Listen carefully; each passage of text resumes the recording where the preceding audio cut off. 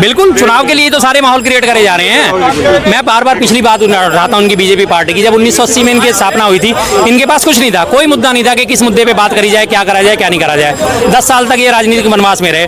फिर जाके 90 में इन्होंने सोमनाथ से अयोध्या की रथ यात्रा निकाली, जिसमें इन्होंने धर्म को मुद्दा बनाना शुरू करा। और इसके बाद इनको लगातार थोड़े सीटें बढ़ती चली गई। इनकी 92 में इनको सीटें मिली, 98 में इसके बाद इनकी सरकार भी बनी थी अटल बिहारी वाजपेयी जी की। तो उसके बाद इन्होंने लगातार देख लिया कि धर्म का मुद्दा जो है, अफीम चटा दो, इस अफीम के नशे से कोई बाहर नहीं आने वाला, तो इन्हें लगातार इसी चीज को लेकर चले जा रहे हैं ये लगातार। लेकिन अब पिछले लोकसभा चुनावों में इस मुद्दे को जो है हवा उतनी नहीं मिल पाई जितनी ये लोग सोच रहे थे। 400 पार हो जाएंगे, 400 पार हो जाएंगे। 400 पार तो छोड़ो, ये पीछे 272 भी नहीं ले पाए अपने। क्या कुछ कहेंगे जिस तरीके से दुर्गा विसर्जन का मामला रहा बाराई से, क्या लोग कह रहे हैं कि सरकार जानबूझ के इस तरह का माहौल क्रिएट किया है? ये तो पहले से ही हो रहा है, आज की नई बात थोड़ी है, बस इसको हवा दे दी गई। बारूद तो पहले से तैयार था, आग दिखाने की देर थी, चिंगारी भड़काने की देर थी, वो उन्होंने भड़का दी है। अभी दुर्गा पूजा से पहले लगातार किस तरह से हरियाणा चुनाव चल रहा था, जम्मू कश्मीर चुनाव चल रहा था, जम्मू कश्मीर तक में जाके भाषण दिए जाते, बटोगे तो कटोगे, बांटेंगे तो कटेंगे, सब तरह के भाषण, वही भाषण इन्होंने सारे यूपी इसमें हरियाणा चुनाव में भी दिए। सारे बीजेपी तमाम लीडर्स हैं, सब ने दिए।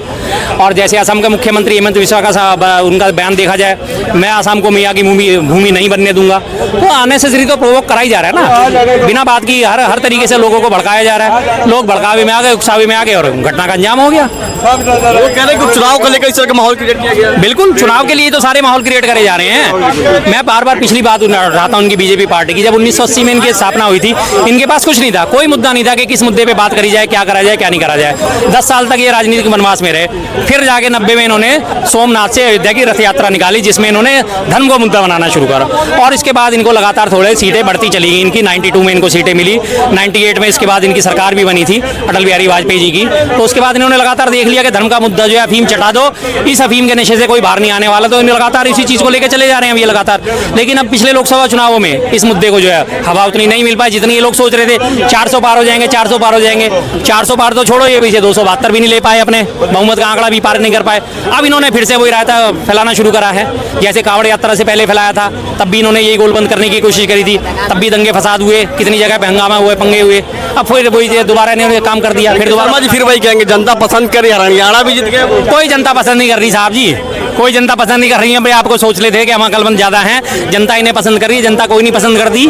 सीधी सी बात है, जनता जिसको वोट डाल रही है वो वोट ईवीएम के थ्रू बीजेपी को जा रहा है। अब हमें चाहे बार बार ईवीएम का रट्टू तोता कहो या कुछ कहो, जब तक ईवीएम है तब तक फेयर इलेक्शन हो ही नहीं सकता।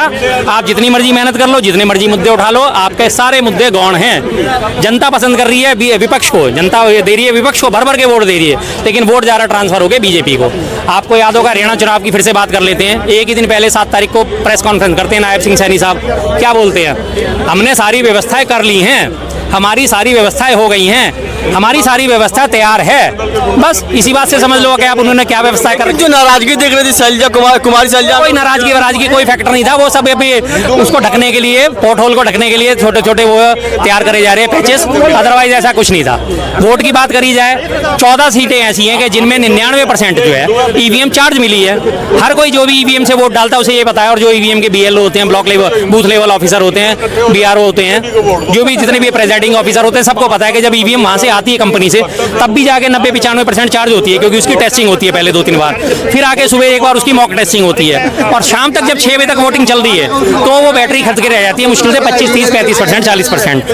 और जब वहां से ईवीएम निकलती है ताजा 99% चार्ज हुई ईवीएम निकल रही है, तो साफ पता चल गया ना कि ईवीएम में घपला कर दिया। पिछले 5 सालों से लगातार सवाल उठ रहा है कि 19 लाख गायब ईवीएम कहाँ है। केंद्र सरकार जवाब नहीं देती, चुनाव आयोग जवाब नहीं देता, वही 19 लाख ईवीएम हेर फेर करके इधर से उधर इस्तेमाल करी जा रही है। इस बार सबको आगे दिखा दिया कि कांग्रेस आगे, कांग्रेसी भी आराम से घर पे बैठ गए।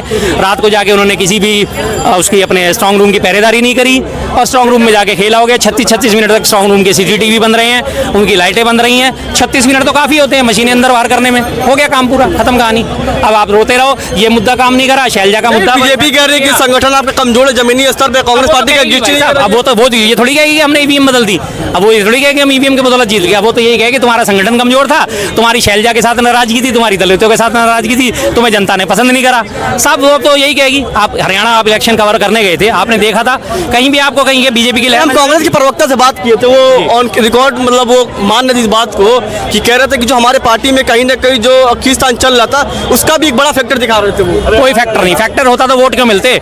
39.08% वोट जो है कांग्रेस को मिले हैं, 39.89% वोट जो है बीजेपी को मिले हैं। और उसमें से 14 सीट जिस पे बीजेपी को बढ़त मिली है, उसी सीटों की ईवीएम जो है 99% चार्ज पाई गई है। अगर वो 14 सीटें घटा दी हैं तो 3714 51, ये 51 सीटें कांग्रेस के खाते में आने वाली थी। हम आपकी वीडियो देख रहे हैं लगातार, किसी और चैनल पे आप लगातार यही बात बोल रहे थे, हमारे चैनल पे अभी यही बात कर रहे हैं, लगातार कंटिन्यू कर रहे हैं। सवाल ये उठता है कि लगातार आप लोग कांग्रेस पार्टी से लंबे अरसे से जुड़े हैं, तो क्या आपको नहीं लगता कि कांग्रेस पार्टी को आंदोलन करना चाहिए? बिल्कुल करना चाहिए। मैं तो कितने टाइम से कह रहा हूँ, पिछले राज्यों में जब पिछले 4 राज्यों के चुनाव हुए थे तब भी मैंने पूरी ईवीएम की पूरी डिटेल आपको लाके दी थी, सारे का इस तमाम और चैनल पे भी दी थी, कितने परसेंट वोटिंग हुई, कितने परसेंट काउंट हुआ और कितने परसेंट का हेरफेर करा गया।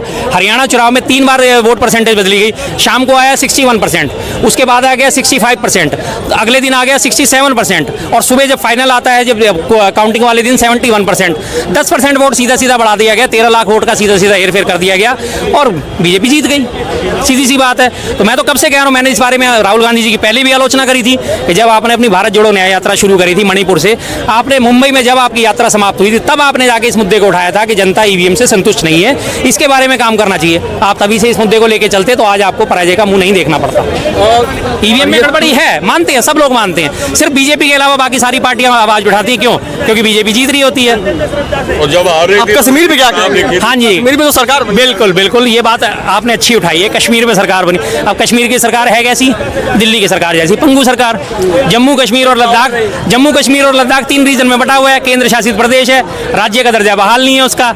जो काम होगा एलजी के थ्रू होगा, जो फाइल जाएगी पहले एलजी के पास जाएगी। एलजी साहब कौन है वहाँ पे? मनोज सिन्हा कौन है? आरएसएस।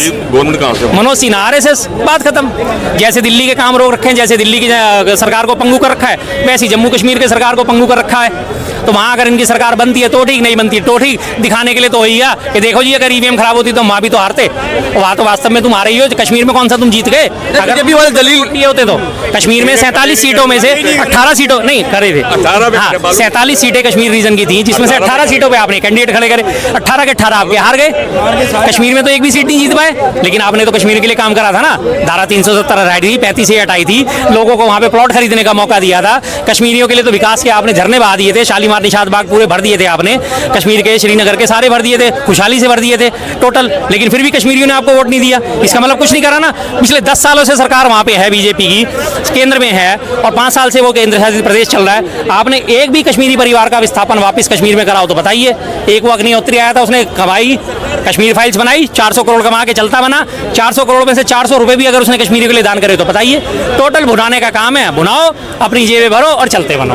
बड़ी देर से भी चल रहे हैं, इनसे कुछ पूछ लीजिए। ठीक है, अब बीजेपी के लोग दलील ये दे रहे थे, बीजेपी के लोग दलील ये लगातार ये दे रहे, हम लगातार जब ग्राउंड में काम करते बात करते, वो कह रहे हैं कि जहाँ आप लोग जीतते हैं वहाँ साइलेंट हो जाते हैं, जहाँ हारते हो ईवीएम पे बीजेपी हारी थी। अडवाणी ने कहाँ साइलेंट हुए? बीवीएल ने क्या? सीधी सी कर्नाटका की बात कर लेते हैं। कर्नाटका और उसमें इलेक्शन के बाद में, जब ये कर्नाटका और तेलंगाना के इलेक्शन के बाद से कोशिश इन लोगों ने वहाँ भी बहुत करी थी, लेकिन वहाँ पे ये सक्सेस नहीं हो पाए। किसी राज्य में सक्सेस हो जाते हैं, किसी में नहीं हो पाते। जैसे दिल्ली में नहीं हो पाए थे, दिल्ली में 3 दिन में काउंटिंग थी, सारे जो स्ट्रांग रूम थे सबके बाद सीसीटीवी कैमरे मौजूद थे, सबके बाद लगातार 24 घंटे लाइटें जलती रही थी, कोई कोशिश नहीं कर पाए, नहीं इनकी चली, कहीं चलती है कहीं नहीं चलती। बाकी सबसे बड़ी बात मैं फिर उदाहरण देता हूँ, महाभारत में जो जुए का आपको प्रसंग याद होगा, युधिष्ठिर के साथ शकुनी ने जुआ खेला था। शकुनी ने पहले युधिष्ठिर को खूब जिताया, पांडवों को खूब जिताया।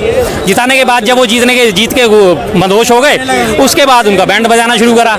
लास्ट एंड फाइनल क्या हुआ? द्रौपदी तक को जो है उन्होंने दाव पे लगा दिया। हार के 14 साल का 13 साल का गया वनवास और 1 साल का ज्ञातवास झेलना पड़ा उन्हें। तो वही बात हो रही है अभी इनके साथ, एक आध जगह कहीं जिता देते हैं, कहीं हरा देते हैं और उसके बाद अब बस ठीक है जी। चुनाव का जिक्र कर, हरियाणा चुनाव का जिक्र कर रहे हैं, पीएम मोदी कहते हैं कि चुनाव का नतीजा आने के बाद जब जीत हासिल होता है तो कहते हैं कि अगर कांग्रेस को, अगर बीजेपी बढ़ती है, अगर हिंदू बढ़ते हैं तो कांग्रेस को फायदा होता है। हिंदू बढ़ते हैं तो कांग्रेस को फायदा, कांग्रेस तो पहले से ही फायदा उठाती थी, तब आपका नामो निशान नहीं था, तभी तो ये हिंदू तब भी तो कांग्रेस को वोट देता था। हिंदू तो अब भी वोट दे रहा है, जो समझदार आदमी है, जो समझदार व्यक्ति है, वो सारा कांग्रेस को वोट दे रहा है। सीधी सी बात है, हमने तो नहीं दिया बीजेपी को वोट, हम तो कांग्रेस को ही देंगे। हम बट रहे हैं तो इसका मतलब बीजेपी को जिता दें, एक बेहद जलील पार्टी को जिता दें जिसके राज में बलात्कारियों का राज चल रहा है। हरियाणा चुनाव की बात करें, हरियाणा में राम रहीम जो है बलात्कार के जुर्म में 20 साल की सजा काट रहा है। उसे पिछले 4 साल की सजा में करीब 1 साल की पैरोल उसे अब तक दे चुके हो। अगस्त में उसे भी 40 दिन की पैरोल दी थी, सितंबर बीच में गया, अक्टूबर में फिर पैरोल दे दी।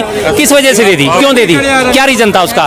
जिस जेलर की जेल में था वो, उस जेलर को बीजेपी छोड़, वो उसने जेलर पर अपना छोड़ के और बीजेपी में शामिल हो गया, उसे वहां से टिकट दे दिए, वो जीत गया। फिर आपको इसलिए वोट दें ताकि आप बलात्कारियों को समर्थन करो, आपको इसलिए वोट दें ताकि आप दुराचारियों को समर्थन करो, आपको इसलिए वोट दें ताकि आप भ्रष्टाचारियों को समर्थन करो।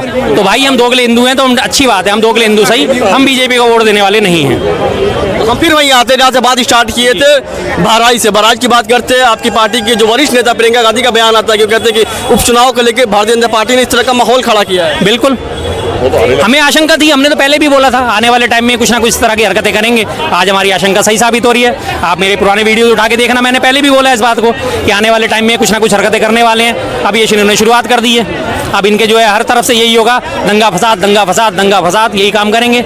जीतना इनके बस की कामों पर इनके बस की जीतना है नहीं, काम इनके पास दिखाने के लिए कुछ नहीं है, तो ले दे के सारे मामले को दंगा फसाद के चक्कर में फंसा देते हैं। अब दूसरी चीज, बहराइच का मुद्दा सबसे ज्यादा ऊंचा हो रहा है। महंगाई के बारे में मोदी जी कभी बोलेंगे भी नहीं, बोलने कोई लेना किलो दूध है जी।